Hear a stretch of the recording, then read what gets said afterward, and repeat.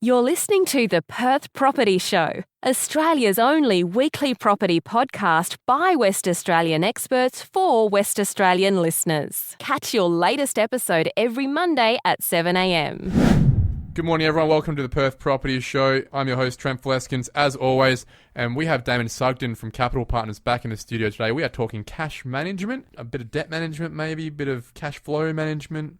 What do you call it? Yeah, I think it's all entwined, but at the end of the day, cash flow and its management is crucial to any household, any, analysis of investment. It's what it boils down to. It's the lifeblood of your household, your business. Even if you're not investing in property, I guess you probably don't even qualify. You wouldn't have saved enough money if you have poor cash flow management skills to even buy a property. So before you get into that financial space, you need to be in the head space. You need to have the right behaviours, the right routines and rituals to save that money. And most of us don't make $500,000, $1 million a year to just have all this sort of extra money piling in regardless of what we do, right? So we need to be quite conscientious with the money.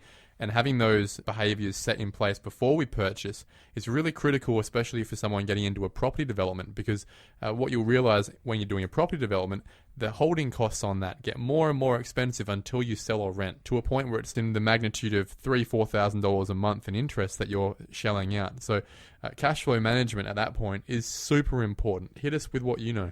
Yeah, it comes back to the fundamentals, and this simple starting point for any strategy, especially if you're at that end of property development and incurring those sort of costs in the shorter term. For your financial well-being, a budget is a great way to start. And you mentioned this word budget, and people's eyes glaze over. Boring. Big yawn. But it can be really scary to actually realise where your money actually goes each month. But inversely, it can be really insightful and empowering as a first step to taking control of your finances. It is your money. You have a right to know where it's going and what you're doing with it. And I guess today there's also so many apps that can help you, but a good old-fashioned spreadsheet, which you're in full control of, can be just as effective. The spreadsheet is the way that I've been running since 2009. I purchased my first property in 2009. Before I purchased that, I started a budget, a spreadsheet, and forecasted the next 18 months of my income and expenses to understand what I could afford, when I would have the savings, when I would be able to cover the build costs and all that. At 19, right, I was quite young then, and to this day my OCD has maintained that spreadsheet from being 12 columns wide and maybe 15 rows deep to being hundreds of columns wide over the last 12 years, and probably 100 and something rows deep, and now it's quite a time-consuming monthly thing. But what it has given me, from being a young 19-year-old to now being a business owner of a number of business arms, is confidence. I find that when I get a bit nervous or restless about the world, I have a log on to my spreadsheet. I have a look at how the budget's going, and that we're safe for this time frame. And it has given me the foresight and confidence over the last 12 years and the number of properties I've developed and invested in to do that in the first place, rather than lack of information is power, Damon. Absolutely, yeah. That clarity, I think we could all do with a pinch of your OCD. if that's the result, that'd be awesome. But ultimately, you want to understand how much you spend now, with a focus on your ability to or understand how much you can actually save. Then, if you've got a clear picture of what the goal is, now I know this is a recurring theme, the end in mind. I will get off my soapbox eventually about that, but that's what we're aspiring to achieve. The end goal. It might be, or it's a deposit. In this podcast, It has to be a big enough deposit either to buy a property and or develop a property. Yeah, so let's talk about that being the goal. Or when you can repay the existing loan so you can leverage into the next project as well. So understanding how much is required to achieve all of that and when you'd like to achieve the goal. And I'm not just talking like, okay, in 2030 you want to do this, and a specific date. Give yourself an actual benchmark to go off. Give the goal a name that really resonates with you. A milestone, Yeah, some sort of milestone name. It has to be next June. I have to have 80 grand in the bank. I've currently got 50. What's it going to take me to get that extra 30 with the $80,000 coming in and the $50,000 of expenses? How do I make sure that is not $60,000 and it doesn't take me another 4 months to get there? That's what we're talking about, right? Exactly right, and not just leaving it to the end point, but you can monitor your progress each month, each quarter, each 6 months, whatever it is, against the progress benchmark that you've mapped out, because you know how much you can save, timeline as to when you want to achieve it, a definitive date. Now, I think we previously spoke in another episode the benefits of using some cash flow modelling to understand the implications. Hang on, that when you start talking about things like modelling, it scares people. Practically, what is modelling? For me, the way that I model is simply at the end of every month, I go on my bank statement, I check what things I spent money on and what I didn't, and where I got income from and where I didn't, and I plug it in to the cells in the spreadsheet. Is it as simple as that? Yeah, it can be, or it can be far more complex, and you start modelling out what might be likely an outcome of your entire lifetime. So forecasting, could we use that word as well? You could. Forecasting forms part of it, because obviously you're going to be taking some assumptions that, hey, your regular income is going to, or the rental income is going to continue from your property at the said given rate. So you might want to dial it back a bit, get a little bit more conservative, or just extract it. What happens if we endure 6 months without a tenant? Are we going to be okay? How am I then going to? How am I then going to fund the property expenses, my regular lifestyle, kids getting to school, their education, whatever your situation might be? You can stress test your scenario, because you've got a really intimate understanding of your cash flow and how it works. Well, that's how I run. I've always got between 12 and 18 months of the future of my forecasted incomes and expenses modelled out. It's a guesstimate, but it's a pretty good guesstimate based on business activity, based on what I'm buying, what I'm selling in property, the rent that is in the market, the interest rates, the rates. You can forecast these things out, and what it does is at the bottom you'll have totals for every month of the amount of money you'll either have coming in or going out as a balance. Add that all up, and that should be the amount you can save in that time frame, right? It sounds simple. It can be simple. It can be, and interesting point you mentioned interest rates there. I mean, we're probably such a far cry from any increases, but it will happen one day. This is the time to save. If you can't save in 2020, or at least 2021, given that some people have been affected by COVID. Indeed. If next year you can't save in Perth, I don't know when you could. But I think simulating what the impact on an interest rate rise could have, because one day it will happen. Yeah, one day we'll be back at 5%. Exactly right. And the impact on your cash flow, impact on the expected yield from your property investment or other investment. Can we just kick that can down the road? Can we just say, look, we'll deal with that if it happens and when it happens? Yeah, but I think setting the expectations of how you would react and what will happen to your budget can be really powerful, because then you are able to think with a clear mind on what plan B, what plan C needs to be. So come the time it actually happens and it hits the fan, you've mapped out what's going to happen, and you're going to be less swayed by the emotions that you're going through at that time. So you're setting yourself up for success by simulating a worst case scenario and thinking with a clear, logical mind, as opposed to the time when it actually happens and emotions are really going to be pushing and pulling you in some pretty different directions. Now, let's say we're not good with Excel and we're more visual people. We're not even that great with numbers.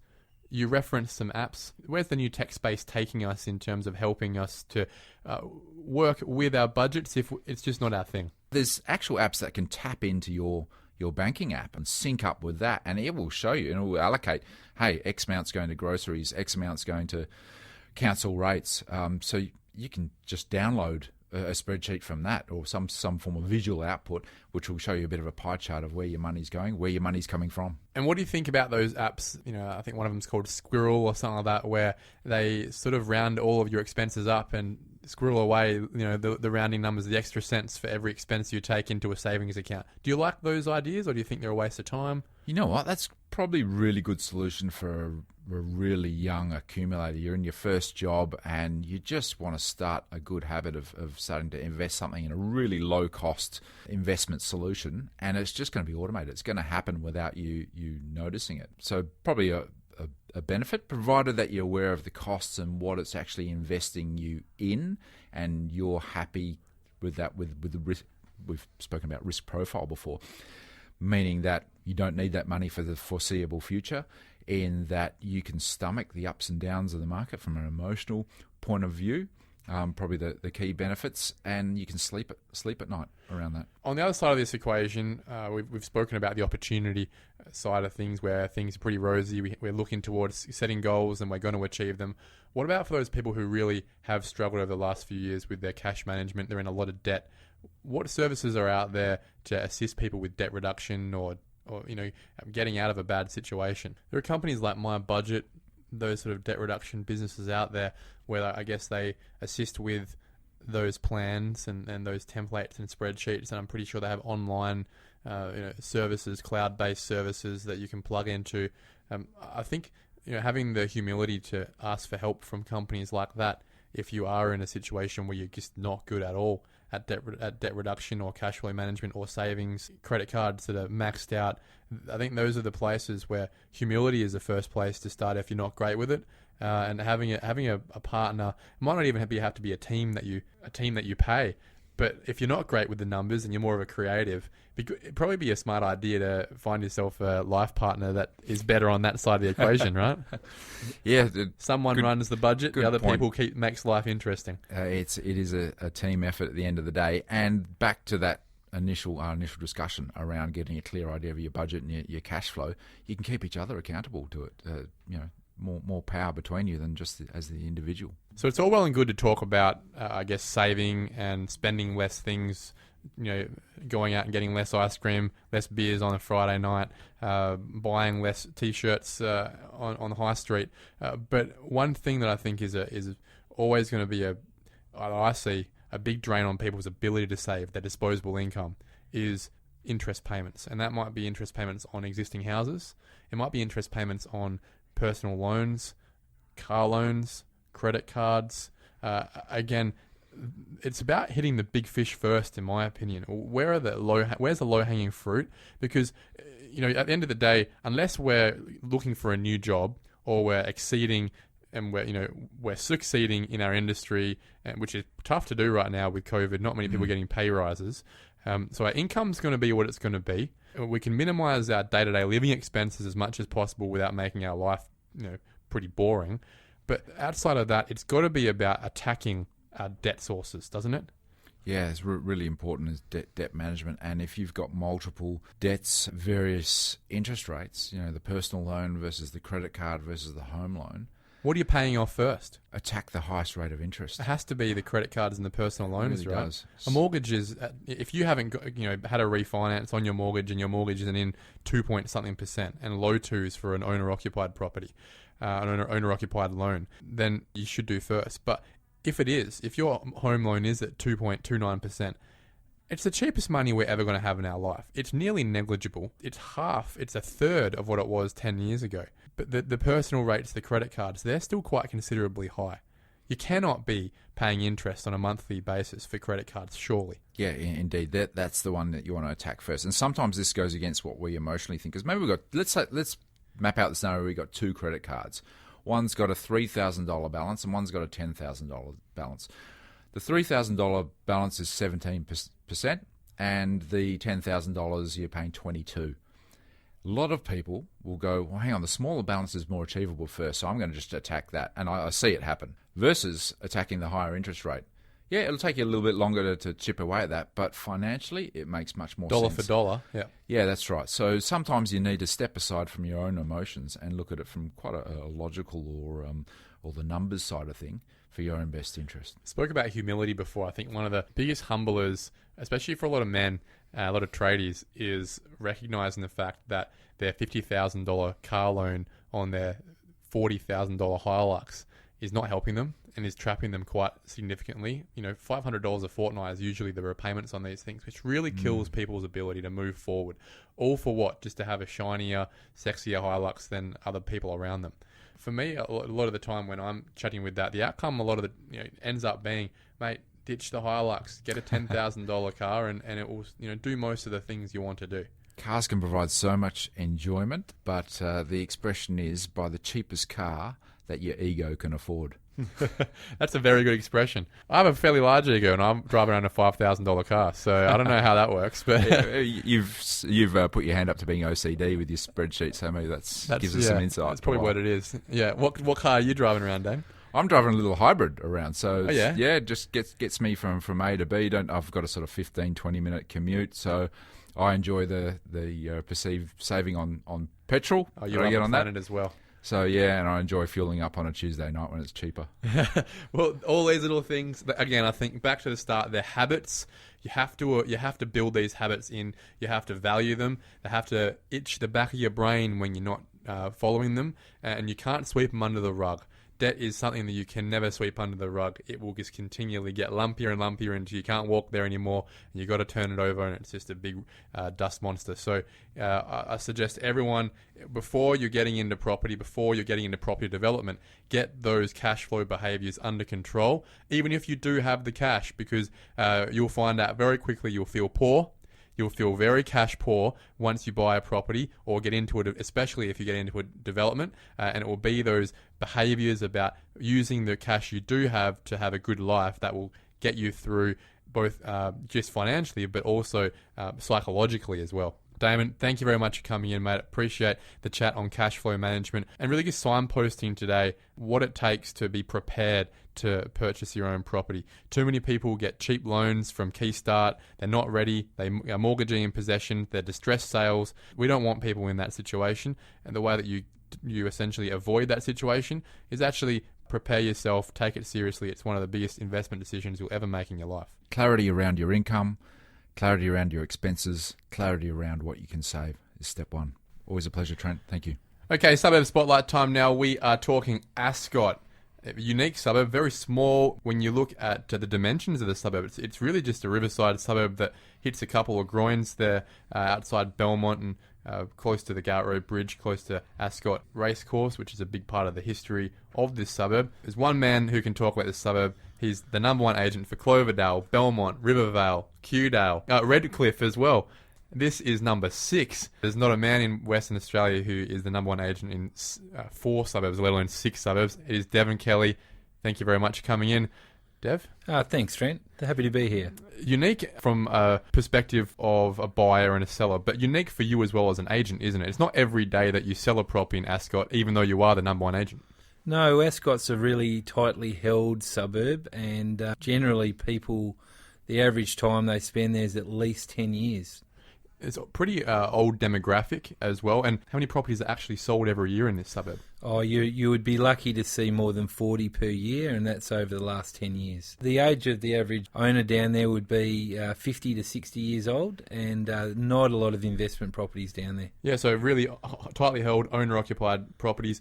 And Ascot isn't just one little enclave. There's a number of spots there, isn't there? You've got your racecourse, Ascot, where there's some interesting zoning, which I'd love for you to talk about that. You've got Ascot Waters, you've got the marina, you've got more of the Belmont side. Hit me up with all that information. Yeah, Lachlan, you're probably starting off at Ascot Waters, which was developed back in 1994, and that was a state-of-the-art new land subdivision, and a lot of people built 2 stories on smaller blocks.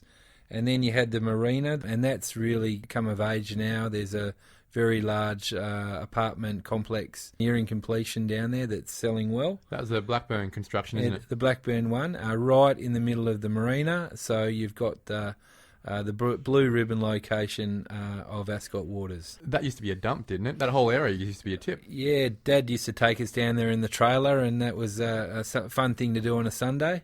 I find that, I guess, the revitalisation of these areas, I'm surprised it didn't happen earlier. I'm surprised more people don't look at living in a place like Ascot Waters. It is quite a nice place to be and quite accessible to the city.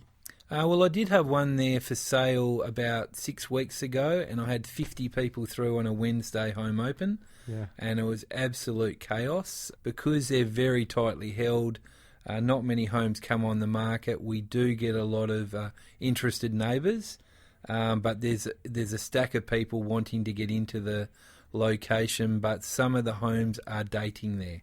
Tell me about the horses that reside in Ascot. Oh, the horses, the horse area. I'm quite fond of that area. I used to live in Leake Street many years ago. You're looking at your average size blocks of 9-11 squares with a nice big family home. And those homes are going between, 700, and there's one that's just gone for 1.2 million. You've skipped over the whole point of this precinct, though, Devon. There are horses There are horse stables, there are horses, this is where a lot of the veterinary clinics are. What's going on? How can we have horses next to the river? It's a lifestyle area, like rural, 10 metres from the city. It's a very special zoning, isn't it? It's a special You zoning. can't do a triplex. R10 is all you're going to get there. But, Ascot itself, the horses came, the first race was down in 1848, was the first race in Ascot. And then they basically constructed the Ascot Inn in 1897. So it's got a very steep history of trainers, jockeys and punters. Do you think there's a risk that we lose that history with push for land subdivision? We got two race courses very close to each other. We have Belmont Racecourse and Ascot, both in your precinct, obviously. Do we need them both? And if one of them's going to go, which one would it be? Because I think it'd be a real shame to lose what is a very unique precinct of our southern suburbs. Well, Perth Racing has spent a lot of money revitalising the old grandstand and Ascot Racecourse. There has been a push from landowners to try and get some rezoning happening there because you've got such large parcels of land, but the council are definitely not interested in changing anything in that location.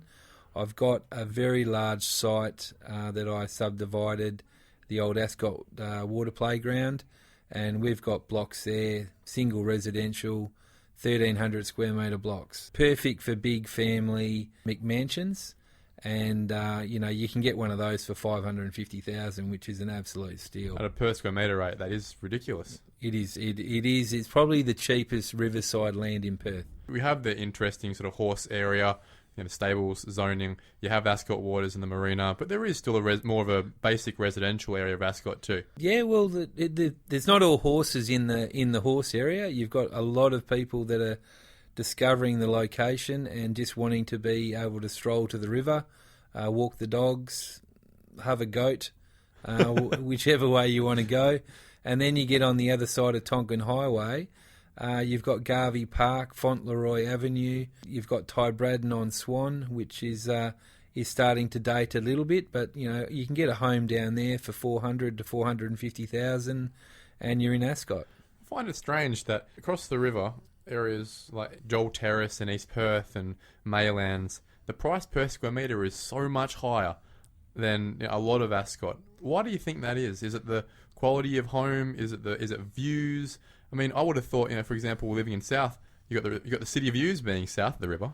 If you're looking for a quiet lifestyle close to the city, Ascot is where to be. You haven't got your bustling cafes and your busy streets. It's a very, very tranquil location. When it comes to who actually is buying, obviously the existing population, the sellers, they're older. As you said, it's one of the oldest demographics of owners in Ascot. Are they getting replaced by old buyers or new young people? The last 4 blocks that I've sold in Ascot, 1,300 square metres each, have all gone to buyers that would probably be 35 to 45. Looking to build big family homes and create an entourage of children and stick around themselves. Yeah, and they're also building big garages for their toys, so they're well-heeled people. What are those price points then? Do you have apartments in Ascot? I guess the apartments that we're talking about, they'd have to be the Marina East development with Blackburn, wouldn't they?